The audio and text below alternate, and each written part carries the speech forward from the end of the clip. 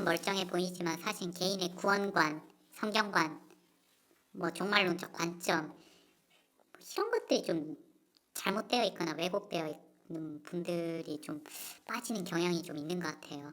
그런 것들이 이제 사실은 이제 세계관이라든가 이런 것들이 제대로 좀 구축이 되어 있으면 말씀이라든가 이단적 교리를 보고도 혹하지는 않는데, 사실 이제 열심히 하셨던 분들이 이제 그런 것들이 이제 교회에서 이제 갈증을 해결하지 못하니 넘어가시는 분들이 좀 많은 것 같고요. 그리고 개인도 얼마나 이제 자기 믿음의 전신갑주라고 하죠. 그런 것들을 잘 갖추고 있는가, 이런 것도 어떻게 보면 생각해볼 지점이긴 하죠. 웨스터민스터 신앙 고백서 이런 것들을 하는데, 저도 이제 그 당시에 이제 그제 한창 이제 교육을 받고 있을 때 그런 것들 하는 이유에 대해서 저도 잘 못 느꼈고, 아니 저 웨스터민스터 신앙 고백서 저거 뭐 성경에도 없는 내용인데 굳이 저런 걸 왜 공부해야 되지, 이런 생각을 했었는데, 나오고 나서 보니까 이제 그것에 대한 중요성을 이제 어느 정도 알 것 같더라고요. 근데 이제 그런 교리나 이제 신학에 대해서 어떻게 보면 이제 교회도 이제 그걸 왜 해야 되는지 이제 알려줄 필요성도 있고, 또 성도님들도 이제 그런 것들이 왜 중요하고 또 왜 공부를 해야 되는지 이제 알아야 되고. 또 우리와 인터뷰를 했던 청년이 이제 특별히 교회 안에서 열심히 있는 성도가 신천지에 빠져든 이유 중에 하나가 확실한 구원관, 또 뭐 종말론적인 어떤 관점, 신앙의 어떤 교리적인, 그리고 이제 기독교 세계관들이 성도들이 잘 정립되어 있지 않다 보니까 신천지의 그 교리에 속수무책 이렇게 좀 당하게 이렇게 빠져든다, 뭐 이런 이야기를 좀 했었거든요. 이러한 그 구원관의 확립, 또 신앙교육 부재 문제에 대해서 두 분 목사님은 좀 어떻게 생각하시는지 좀 궁금합니다. 김 목사님 어떻게 생각하세요? 저는 지금 우리가 하는 교리는 진짜 해골 바가지라 생각합니다. 혹시 해골 바가지. 우리 교회 우리 교회 말고요. 우리 교회는 아닙니다. 나 우리 교회는 아니라 생각하는데 제가 우리 교회는 왜 아닌데? 제가 박경환 목사님 달라니까. 사진 하나 들어가면 좋겠다. 그러니까 웨스트민스터 신앙 고백서처럼 하나님은 어떤 분이십니까? 1번 전지전능, 2번 이건 말도 안 되는 이야기입니다, 진짜. 그러니까 그 교리가 오늘 우리의 삶에서 다시 재해석되고, 진짜 우리 목사님 표현처럼 뼈와 살이 있고 혈액이 막 꾹꾹꾹 흐르고 심장이 벌렁벌렁 뛰는, 그렇게 설명되지 않으면 나는 진짜 이렇게 포스트 모던적 이미 후기 현대주의적 사고에 익숙한 사람들에게 충분히 이해할 만큼 요리와 반죽이 전부 다시 돼야 됩니다. 요리와 반죽이 전부 다시 되지 않으면 이거는 어떤 교리를 아무리 이야기를 해도 그건 들어갈 수가 없는 거죠. 들어갈 수가 없고요. 또 한 가지는 이제 결국은 그런 것 같아요. 관계 보면 이 사람이 진짜 나랑 친하고 아까 얘기했던 공동체가 있으면 이 사람이 한 말, 이 사람이 가르치는 것에 대해서 관심을 기울이고 이 사람이 믿어지더라고. 근데 이런 깊이 있는 관계보다는 우리는 문제가 교회가 가르치려는 공동체처럼 가르치려만 하고, 또 자꾸만 우리는 막 교회 안에서 이거 너무너무 심하게 그 성도들의 그 삶에 있어서 죄의식을 막 불러일으켜요. 죄인 맞죠? 맞다니까요. 뭐 인정합니다만 매일 잘못했대요. 큐티하고 막 이거 성경 보면 막 나는 매일 죽일로 매일 복음의 원수고 막 벌려갖고. 그러니까 이게 교회가 너무 그 사람들이 가지고 있는 심령에 가지고 있는 그 교회 다니는 친구들이 막 굉장히 계속 이렇게 해야 되는데 이렇게 못하고, 나 이야기 보세요. 나 전부 다 마치 반성문을 쓰듯이 이야기합니다. 하나님 나라의 영광, 그리고 나의 어떤 존재에 대한 기쁨, 이런 건 나누지 않고요. 성경은 이렇게 말했는데 그 성경을 쓰신 하나님도 좀 이상한데. 교회 성도들이 우울증이 더 많이. 이게 어떻게 되는 게 매일 잘못하고 막 매일 문제가 있고 매일 힘들게 하는 이런, 그러니까 왜냐면 또 항상 막 날라리 그처럼 그렇게 하면 안 되겠죠. 근데 사람은 균형이 굉장히 중요하다고 생각합니다. 성경을 읽고 큐티를 하거나 설교 들으면서 나도 어떤 부분에 막 기쁘고 또 어떤 부분에 막 감동적이고 어떤 부분에서 막 내 죄를 가지고 가슴 쳐야 되는데, 지금까지 겪어왔던 모든 그 목사님들이나 설교들이나 메시지나 교육은 어쨌든 우리는 철저한 죄인이고 막 무지묵지한 죄인이고 나 진짜 나쁜 사람이고 이렇게 해서 우리 스스로를 너무 비하시키고 위축시키고 그런 게 아닌가. 그러면서 하나님 아버지의 진짜 우리를 사랑하는 울갖고 이런 느낌은 한 번도 이제 받아본 적이 없는 것이 아닌가. 예. 목사님 굉장히 중요한 이야기를 하신 것 같은데 사실은 우리가 그 교회 안에서 말씀의 선포가 이루어질 때 또 성도들이 말씀을 나눌 때에 죄의 각성이 굉장히 중요한 내용이긴 하지만 사실은 그 죄를 덮는 은혜에 관한 이야기를 하지 않는다는 거죠. 그러니까 은혜를 통해서 죄를 바라보게 되고 아 내가 이렇게 엄청난 죄인이었구나. 그런데 그 은혜가 이런 나에게 이런 죄가 있는 이런 죄 속에 있었던 나에게 이런 은혜가 오게 되었다라고 하는 감사, 회복, 기쁨. 그러니까 죄가 있지만 그 죄를 덮어버리는 은혜에 관한 관심이 있다면 그 은혜에 관한 메시지가 전해진다면 목사님이 이야기했던 그런 어떤 자기 자신을 너무 절망적으로 바라보고 낙심하게 되고 또 우울증에 앓게 되는 그런 쪽으로 가지 않는다는 거죠. 그러니까 다시 말하면 그 은혜에 대한 적절한 메시지가 어쩌면 교회 안에서 오히려 없고 율법적인 죄에 대한 지적, 이걸 잘못했고 저걸 잘못했고 그래가 되겠냐라고 하는 그런 메시지들이 혹시 교회 안에 많이 있다고 하면 이제 목사님 이야기하신 대로 교리를 배울 때 해골 바가지와 같은 그런 교리를 배울 가능성이 사실은 있을 수 있죠. 저는 두 가지라고 생각해요. 그 교회에서 이제 적절한 구원관, 종말에 관한 생각 그리고 기독교 세관을 제대로 배우지 못했다. 실제로 그런 걸 안 가르치는 교회가 있더라고요. 제가 만났던 어떤 한 목사님은 성도들이 뭐하러 성경 공부를 하려 하노? 이렇게 말씀하시는 목사님을 제가 내 앞에서 그런 말씀하시는 걸 듣고 제가 경악을 한 적이 있었습니다. 진짜 말도 안 되는 이야기죠. 성도들에게 적절하게 하나님의 말씀을 체계적으로 알려줘야 되는데 교리 체계를 알려줘야 되는데 어떤 교회에서는 그걸 안 가르치는 교회가 있더라고요. 그런데 두 번째는 뭐냐면 이 부분도 좀 안타까운 이야기인데 어떤 교회에서 그 부분을 이렇게 제공을 해요. 신약결혼, 구약결혼, 교리, 큐티, 기독교 세계관 우리 교회처럼 이렇게 제공하는 교회가 있는데 근데 성도들이 거기에 관심이 없다는 거죠. 근데 이제 다른 방식으로 이제 성경을 가르쳐 주니까 우와 세상에 이런 게 다 있었냐고. 근데 왜 교회에서 이때까지 안 가르쳐 줬냐고. 이렇게 이야기하더라고요. 그래서 굉장히 좀 배신감을 느꼈던 적이 있었어요. 그러니까 교회에서 제공하는 어떤 성경을 배울 수 있는 수많은 어떤 과정들을 이제까지 무시했다가 어느 날 갑자기 이제 다른 방식으로 성경에 대한 이야기들을 듣게 되고 알게 됐다는 거죠. 그러니까 우리 교회에서는 한 번도 이렇게 배운 적이 없었는데 뭐 이렇게 이야기한다는 겁니다. 저는 그 이야기에 대해서 굉장히 좀 이렇게 아쉬움을 많이 느꼈어요. 너무 심하다 싶을 정도로 보는 부분만 너무 본 측면이 너무 강해요. 특히 요한계시록 잘못해도 한참 잘못된 방식으로 이제 요한계시록을 보고 해석을 하고 그러는데 개역 한글판 아니면 사실 그쪽에 좀 설명하기가 되게 어려운 부분들이 되게 많단 말이에요. 언어 해석을 거의 안 해요. 히브리어라든가 이런 것도 이제 성경 같은 게 사실 번역서다 보니까 이제 언어적인 한계라든가 이런 것들도 어느 정도는 이제 필요하죠. 근데 그런 것들을 무시한 채로 하다 보니까 이제 몇 년 전입니까? 6년 전, 7년 전? 제 부산에 이제 이단 상담 제가 뭐 자격증입니까? 이단 상담사 자격증. 이단 상담사 이제 그 양성 과정이 있어가지고 저희가 한 10주 넘게죠. 12주 12주 가까이 매주 부산에 가서 그렇죠. 2시간, 3시간짜리, 4시간짜리 강의였나요? 2-3시간 강의를 저희가 매주 들었는데 제가 아직도 기억이 납니다. 제 첫째 주 강의를 들었는데 그 첫째 주 강의가 신천지에서 비유풀이 비유풀이하고 이걸 이제 강의하는 대로 그대로 다 해주시는 그 영적 도해까지 다 해주시는데 저희 다 듣고 박수 쳤습니다. 너무 재밌고 그렇죠. 명쾌하고 쉽고 맞습니다. 그러니까 이제 성도들 입장에 신학이 바탕이 안 된 성도들의 입장에서는 이게 정답이다라고 가르쳐 주니까 그렇죠. 너무 쉽게 와닿고 재미가 있고 그리고 강의하시는 목사님도 너무 이제 좀 속속 이게 말씀을 가지고 성경 구절을 가지고 계속 이렇게 딱딱 몇 장 몇 절 어떻게 찾아보죠. 맞죠 이렇게 들어가니까 원숭이 엉덩이는 빨간 것은 사과 나중에 보니까 하늘은 높고 높은 것은 이 세상 뭐 이렇게 결론이 딱 그렇게 들어가게 되는데 그러니까 일반적인 성도들의 입장에서는 거기에서 그냥 그 강의 자체 재미있게 그냥 듣다 보면은 자기도 이게 뭐가 틀렸어가 좀 되는 경우가 있지 않나. 그러니까 프레임 자체가 잘못됐는데 이게 지금 비틀어진 프레임인데 이 안에서 생각하도록 이걸 제공해 버리니까 사실은 신학 공부를 한 사람에게는 이거 자체가 잘못됐다라고 이야기를 하게 되는데 근데 이제 어떤 신학적 수업을 받지 않은 분들에게는 잘못된 프레임을 좀 이 안에서 생각하도록 해버리니까 이 안에서는 다 맞거든. 예.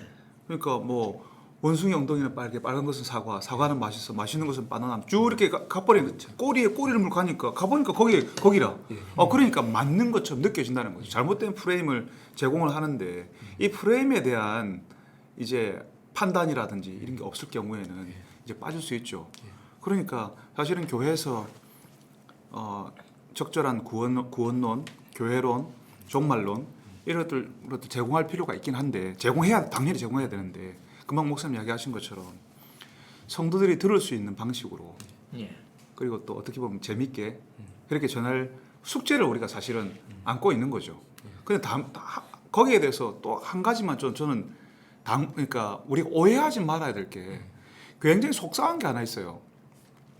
거기서는 10주 과정으로 다 속성으로 배울 수 있는 것처럼 이야기하고 또 10주 과정만 거치면 다 알게 된다라고 이야기하거든요.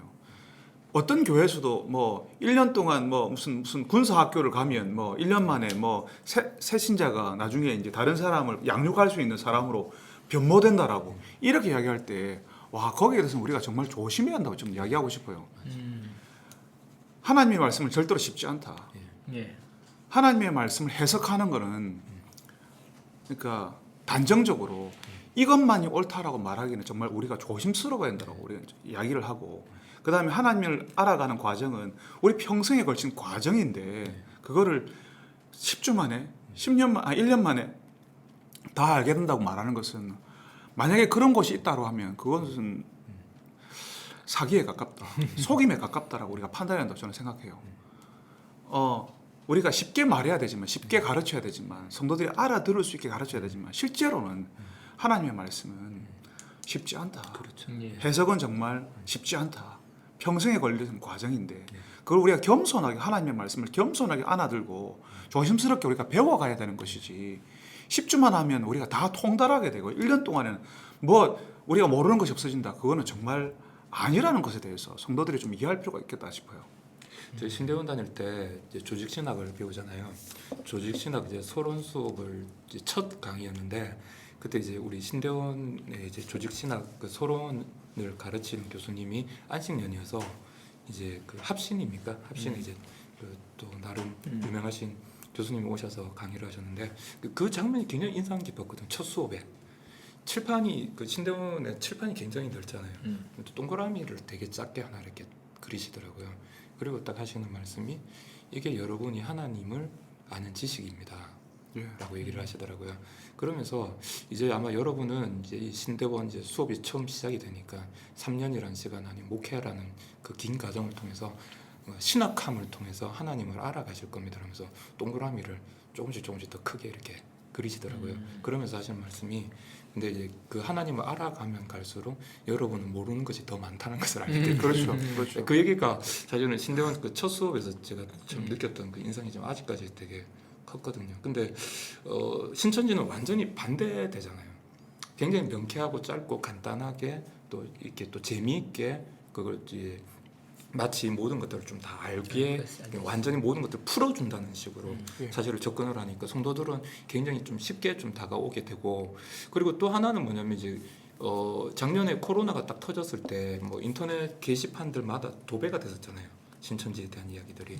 그래서 제가 이제 즐겨 좀 가는 그 이제 인터넷 사이트가 있는데 거기에서 어떤 누구 한 사람이 이제 이 사람은 신천지에서 활동을 했고 신천지에 있다가 이제 나와서 지금은 이제 무신론자가 된 분이신데 이분이 이제 신천지 우습게 여기지 마라라고 하면서 좀 긴 글을 쓰셨어요. 근데 그 안에 보니까 그 나름대로의 어떤 고민들이 녹아나 있는데 그 이제 신천지에 빠져드는 이유 중에 하나가 아까 우리가 처음에 다뤘던 공동체에 대한 이야기, 관계에 대한 이야기.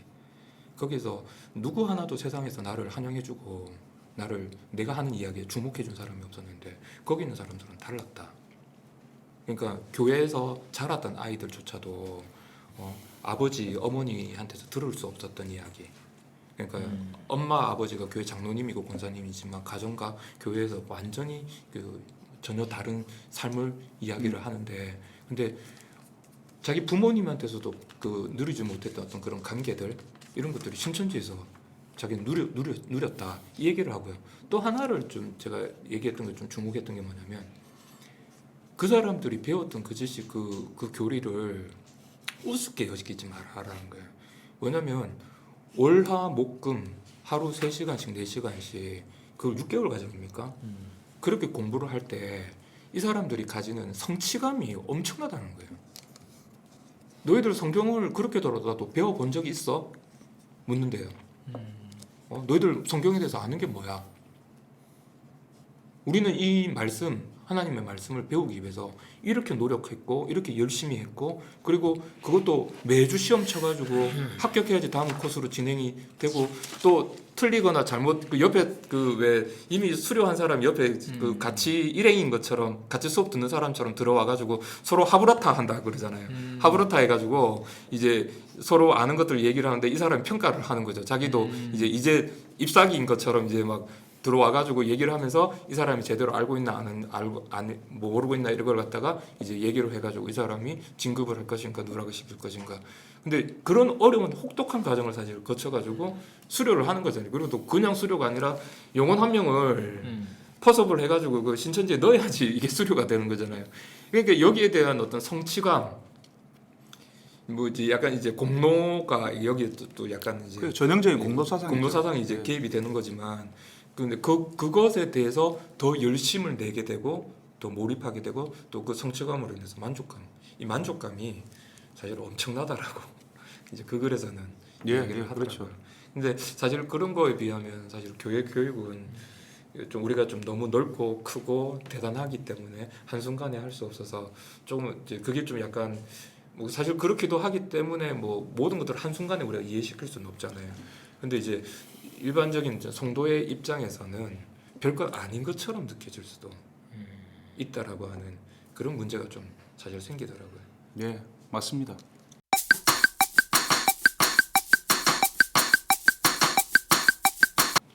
그런 의미에서 우리가 매주 만나는 소그룹이든 매주 만나는 이제 그 공동체의 몇 사람이 중요하다는 거죠. 그 사람들과 함께 나누는 하나님의 말씀에 관한 나눔, 그 다음에 우리 일터에서 혹은 학교에서 당하는 어려움에 대한 어떤 이제 나눔, 뭐 이런 것들을 통해서 그런 나눔, 그러니까 어려움들이나 아픔들이 공유되고 공감이 되고 풀어져야 되지만 풀어져야지 이제 그 10개월 만에, 10주 만에 혹은 뭐 6개월 만에 뭔가 다 알게 된다는 거기 어떤 그런 모임에, 그런 이단 모임에 대항이 된다는 거죠. 사실은 그 우리 교회 사랑방에서 나누는 그 질문들이 우리 성도들이 일종의 신학을 하는 거죠. 질문에 관한 나눔을 하면서 신학을 하시는 거죠.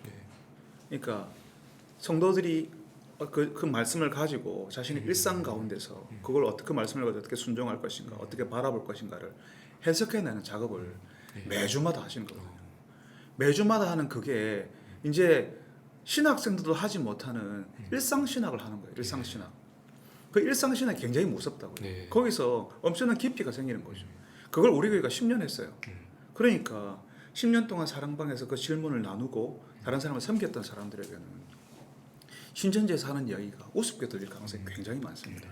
그러니까 그런 종류의 어떤 신학, 그런 깊이, 그런 것들을 우리 교회에서 소그룹에서 혹은 몇 사람과의 나눔 속에서 이루어진다면 아주 자연스럽게 신천지 같은 것들은 발붙일 틈이 없는 그런 공동체가 되는 거죠. 근데 이게 시간이 최소 10년은 걸리는 일이라서 최소 10년은 걸리는 일이라서 이제 보통은 안 하려고 하는 거죠. 못하죠. 못하는 게 맞는 거고. 지금 목사님 굉장히 좀 중요한 포인트를 말씀하셨다고 저는 생각하는데 제가 이제 이번에 그 대연 신앙강좌에서 큐티반을 진행을 했잖아요. 근데 이제 그 가운데 이제 성경 해석학 그걸 좀 이제 제가 신대원에 배웠던 내용들을 바탕으로 해가지고 제가 생각할 때 한 중요한 3가지 그 이제 우리가 사실 신천지가 여기에 다 걸리는 거거든요. 그러니까 저자 의도 해석의 원리, 그다음에 하나님 중심의 해석의 원리, 그다음에 이제 문맥 중심 여기 이게 좀 제일 큰 부분인데 성도님도 사실 이런 말 자체를 처음 들어보셨잖아요. 그렇죠. 그러니까 이제 처음에는 좀 되게 힘들어하세요. 이게 뭐 우리가 이런 것까지 들어야 돼 뭐 이런 생각을 하시는데 근데 이제 제가 밴드를 통해서 큐티 나눔을 했는데 그 성도님들이 이제 큐티 했던 것들을 올려주시거든요. 그런데 재밌는 게 뭐냐면 이분들은 이 해석의 원리를 처음 들어보셨겠지만 성경 해석학이 있다는 것도 처음 들어보셨겠지만 하고 계세요. 그렇죠. 굉장히 구속사적 관점에서 종말론적 관점에서 성경을 그렇게 보고 계세요. 우리가 그때 이제 창세기 부분들을 봤는데 그렇게 해석을 하고 계세요. 그래서 이제 제가 깨달았던 건 뭐냐면 내면화되어 있다. 이 그렇죠. 단어는 모르지만 맞아요. 남은 그러니까 이분들이 사랑방을 통해서 계속 그 이야기들을 나눠왔잖아요. 그렇죠. 나눠오다 보니까 성경을 보는 눈들이 있어요. 성경 이렇게 보는 그걸 이제 자기한테 조금씩 해석을 하고 적용하고 그럼 눈들이 계시고 이런 내면화가 되어 있어서 그래서 제가 이제 단톡방에 걱정하지 마시라. 여러분들은 그렇게 하고 계신다. 어려워하실 필요 전혀 없다. 그냥 그 단어가 낯설고 어려운 것뿐이다. 그렇게 해가지고 좀 학교에서 그냥 그 용어로 배운 사람들은 오히려 더 못하고 예, 있을지 그럴 수 몰라요. 있을 것 예. 같아요. 근데 그거를 10년 동안 연습했잖아요. 네. 그러니까 자연스럽게 이제 성경을 그렇게 보고 그 말씀 앞에서 내가 어떻게 할 것인가를 고민하고 질문하고 또 다시 다음 주에 와서 또 내가 이렇게 살았는데 실수했고 실패했고 그런 이야기들을 계속 반복하고 나누고 하잖아요. 그게 사실은 엄청난 깊이를 만들어내는 거죠. 근데 그런 수준의 나눔을 하는 이제 소그룹 모임이 그런 사람들이 우리 안에서 더 많아지고 그런 소그룹이 많아지고 그런 사람들이 많아지게 되면 진짜 10년 뒤에는 진짜 엄청난 일이 저는 벌어질 거라고 생각해요. 요번에 또 하나 발견했던 게 뭐냐면 이제 성경은 우리가 이제 우리 교육자 본문 연구할 때 늘 많이 이야기하는 게 성경은 성경으로 해석이 되어져야 된다. 그 얘기를 많이 하지 않습니까? 근데 창세기 본문을 얘기를 하면서 이제 성도들이 올려주는 글에 담임 목사님께서 어떤 설교를 하셨을 때 근데 그걸 기억하고 있는 거죠. 기억을 하고 있고 그걸 바탕으로 해서 그 본문을 자기들 또 보게 되고 네. 그런 것들이 좀 많이 있더라고요. 맞습니다. 예.